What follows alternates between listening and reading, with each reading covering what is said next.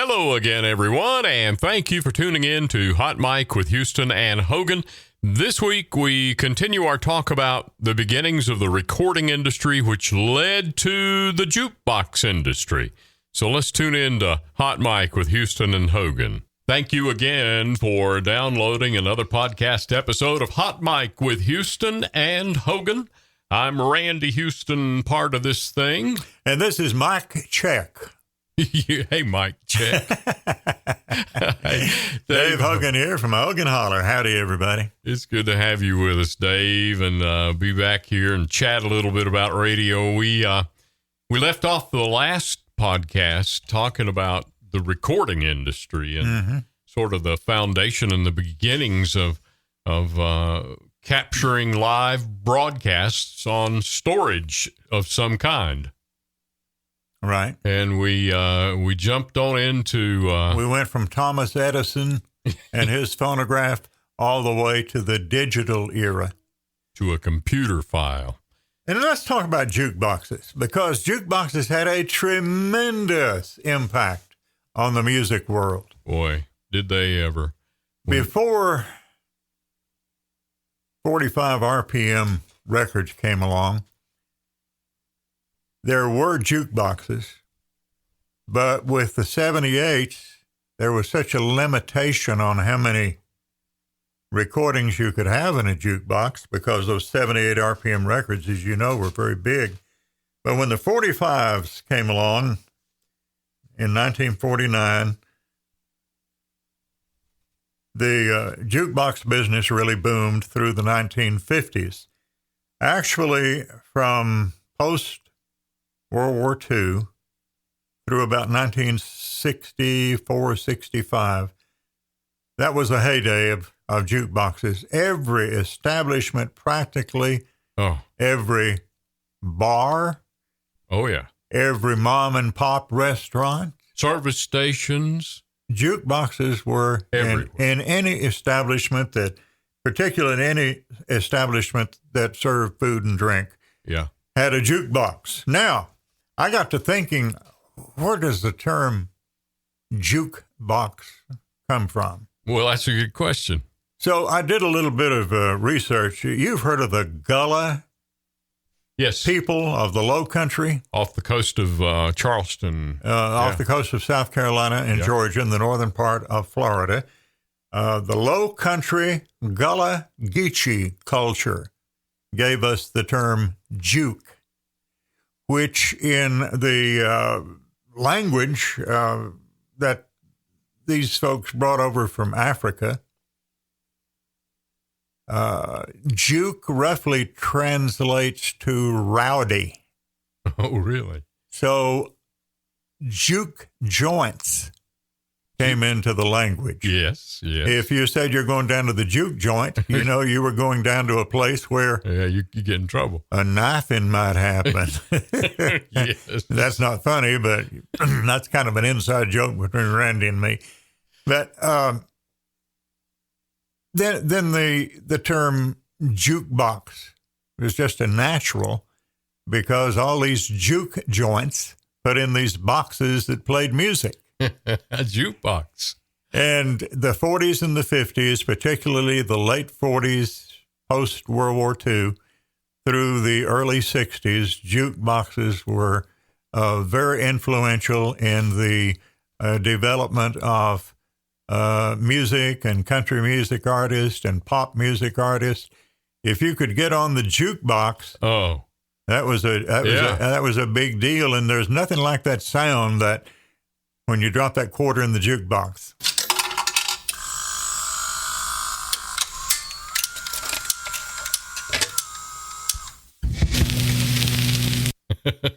Please don't play A11. Please play B17. Yeah, that was Olivia Newton-John. Right. And Johnny Paycheck had A11. Please don't play A11. Yeah. Some of the other songs about jukeboxes, since we're on that subject, one of the last big hits about a jukebox was by Alabama. In the corner of my mind stands a jukebox. Another one was Alan Jackson. Don't rock the jukebox. Don't rock the jukebox. Give me some George Jones. Mark Chestnut had Bubba Shot the Jukebox. I forgot about that one. Doug Stone and Jukebox with a Country Song. Right. But it was not limited to country music, songs about jukeboxes. To Glenn Miller, all the way back in big band era, he had Jukebox Saturday Night. Okay. This was when they were still playing 78s on the jukebox. And then Perry Como was on the pop music charts with a song called Jukebox Baby.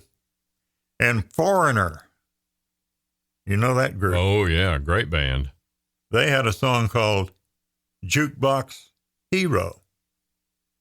So there have been a lot of songs about jukeboxes, and there were actually four, the big four they were called, who manufactured jukeboxes. Now, Old Waylon had a song, They Should Give Me the Wurlitzer Prize. The Wurlitzer. Wurlitzer was one of the big manufacturers of jukeboxes. Yep.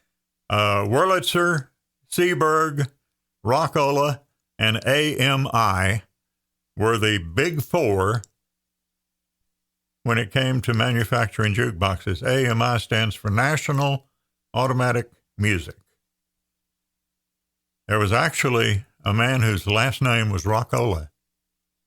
I remember that. I thought the Rockola was a made-up name playing off the rock and roll name, but his name was Rockola. Wow. And same with Wurlitzer and Seaberg. Those are real people, and they named their jukeboxes after themselves. And those jukeboxes, Dave, today, they're worth a pretty penny. You bet. And AMI, I believe this is correct, is the only company that still manufactures jukeboxes, but they manufacture jukeboxes mostly for those people who want a jukebox in their private home, yeah, in their man cave, maybe, or in their sports room, or in their bar, in their home, and they duplicate the shape and the look of the traditional 1950s jukebox, but of course, usually they have CD capability or digital capability, Bluetooth, right? And sometimes radios are built into those, so you can play the radio through with the jukebox. But there's something charming, something beautiful about those Seabergs and Wurlitzers that you would find. There was a place in Andrews, a little town where I grew up, called the Frosty Bar. The Frosty Bar, and it was on the corner. And first time I ever heard Patsy Cline sing was walking jukebox after midnight on that jukebox at the Frosty Bar. Now, I did a little research on jukebox hits. The music industry for years had mainly two publications, Billboard magazine and Cashbox magazine. And they had charts where you could look and see what the most popular songs were. Top 40, top 50, top 100, or whatever the case may be. In different genres of music. Yeah, in different genres of music.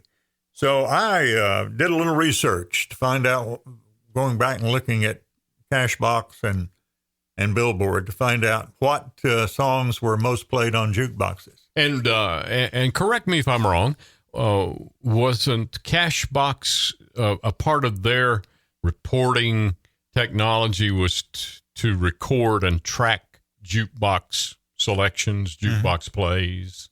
Yeah. I think Cashbox relied on jukebox play a little more maybe than Billboard did. Billboard relied more on sales. Yeah. But both of them had charts, so I did a little research, and I'm going to do the country chart, the country songs first, the most popular country songs on jukeboxes, jukebox history, and the most popular songs, period, on jukeboxes, okay? Shoot, and you know great. what song is number one on both lists? If I guessed Willie Nelson's "You Were Always on My Mind," would I be? No, that's a little too late for the heyday of the jukebox. Bill Haley and "Rock Around the Clock." That was very popular, but you mentioned Willie Nelson. Yeah. Patsy Cline's "Crazy." Wow. Is that Willie wrote. Yeah. The most played song in the history of jukeboxes. Crazy by Patsy Cline. I'll be darned.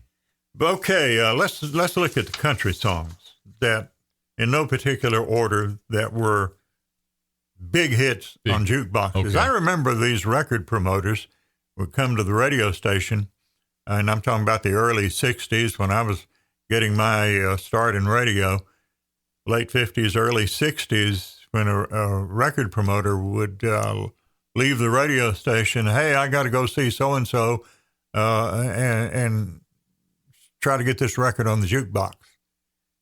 Because people would have a franchise of so many jukeboxes in maybe their town, and I'm sure some of the big operators have jukeboxes in multi-towns. They'd try to get Bill Phillips told me one time, if you could get your record on jukeboxes, in other words, have a jukebox hit, it would guarantee you about 100,000 sales, which was a pretty good sized hit record. Yeah. Back in those days. And their marketing plan was, let's get this song played on the radio, and when they go to the honky-tonk, they'll see it on the jukebox, and they'll play it, and we'll make money, and it'll be a hit. Okay, Patsy Cline and "Crazy." "You're Cheating Hard," Hank Williams. "I Walk the Line," Johnny Cash. Wow. These were some of the biggest hit songs on jukeboxes. Patsy had another one, "I Fall to Pieces." "Wild Side of Life," Hank Thompson. "Tennessee Waltz," Patty Page. "If You Got the Money, Honey, I Got the Time," Lefty Frizzell. Kitty Wells, and the answer to "Wild Side of Life" by Hank Thompson, "It Wasn't God Who Made Honky Tonk Angels." Speaking of Lefty Frizzell, remember that line in Merle Haggard's song, "The Way It Was in 51"? The song, "The Way It Was in 51", when Hank and Lefty crowded the jukeboxes. Yes. Talking about how popular Hank Williams crowded the jukeboxes. Yeah. Lefty Frizzell and Hank Williams. But you know, the song that stayed on jukeboxes longer probably than any other song, E.T., Ernest Tubb, "Walking the Floor Over You." I'm serious. It went on jukeboxes in the early 40s and stayed on jukeboxes through the 50s. I mean, if there was a jukebox, it probably had Ernest Tubb's "Walking the Floor Over You" on it. He did that song 2 or 3 times with different bands, and it was one of the all-time hits on jukeboxes. Now let's look at some of the non-country songs that were big. Of course, Elvis. Right. And a lot of times Elvis was on both charts. Yeah. Country and rock and roll and pop. Right. Hound Dog, "Don't Be Cruel." He had a lot of hits on jukeboxes in his heyday, particularly the early Elvis Presley. And then you mentioned Bill Haley and "Rock Around the Clock." How about "Sitting on the Dock of the Bay"? Otis Redding. That was a big jukebox hit. Marvin Gaye and "Heard It Through the Grapevine." Doom, doom, doom, doom. Mac the Knife, Bobby Darin. Oh, yeah. Fats Domino and "Blueberry Hill." I found my thrill. On "Blueberry Hill," a big jukebox hit. Also, "Light My Fire" by The Doors. Oh, yeah. Bob Seger's "Old Time Rock and Roll." Oh, yeah. And "My Girl" by The Temptations. Oh, it's all such great music you're talking here, man. Both country and pop. I love all of them. Those were I just went through the charts down through the years. Yeah. Particularly on Cashbox magazine. And those are the most popular songs. I'm sure there are lots of others, but I just picked out some of the most popular songs on jukeboxes. You know, they had jukeboxes back as early as the 1880s a form of jukeboxes. Okay, now come on. Yeah, not like the Wurlitzer in this in the Seaberg. But it says here in some information I gleaned from Cashbox magazine, one thing that most Americans from different generations have in common is the jukeboxes. While jukeboxes are now an invention of the past, many old diners and bars still have them. And there's something like eating at a diner and hearing retro tunes being played from a classic jukebox. The jukebox has permeated music culture with many songs referencing the machine, such as the ones we mentioned, Alan Jackson and Don't Rock the Jukebox and Alabama. And remember Joe Diffie had one called Prop me up beside the jukebox. If I die. I don't want to go to I want to go to heaven, but I don't want to go tonight. And who? David Frizzell. Yep. And I'm going to hire a decorator. Going to hire a wino. Going to hire a wino to decorate this home. Going to have a jukebox, of course. Got to have a jukebox. Yeah. I'm going back. You've taken me back here to places like the Green Valley Drive-In in Mars Hill. Long gone from now, but it was, American graffiti. It was, it was Happy Days, the Fonz, and it was the diner that had the slick plastic seats and booths, and when you slid into that booth, looking at you right there was one of those flip jukeboxes. You could actually load the money. You could buy songs. And to me, when the server came around, I was already deep into musicology studies going on and flipping those levers, man. And what's on this jukebox and going over the list. And it was, I'll be done. I'll be ready in a minute, come back in a minute. That was so much fun. Yeah, it was a big thing when they became remote operated from your table. From your table, yeah. Where you could flip through there and find what you wanted to. I forgot about how much fun that was. Oh, that was fun. Those were the days, my friend. Yes, they were.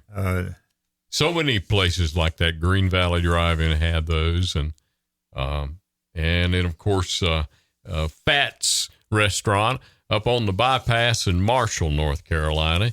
He had a jukebox, and Ray Cantrell figured out where the volume control on that thing was. And he'd roll that thing out and reach down around on the lower right-hand side and crank that sucker up, and we would have a time in Fat's restaurant. That little place I mentioned in my hometown of Andrews, population 1,200, called the Frosty Bar.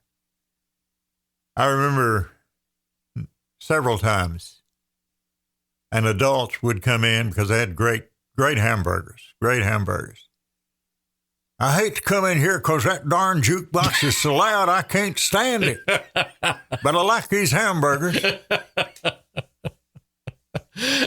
Yeah, Ray would get the servers all upset at him for turning up the jukebox too loud.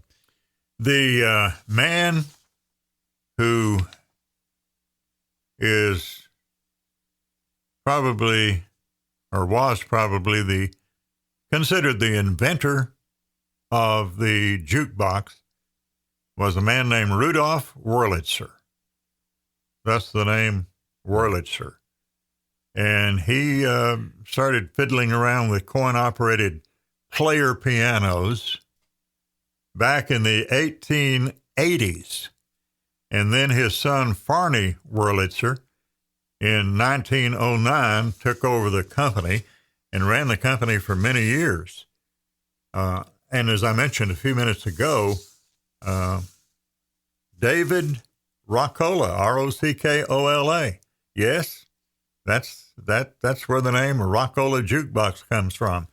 Only on the jukebox, they hyphenated rock and Ola. They put a hyphen between the two names.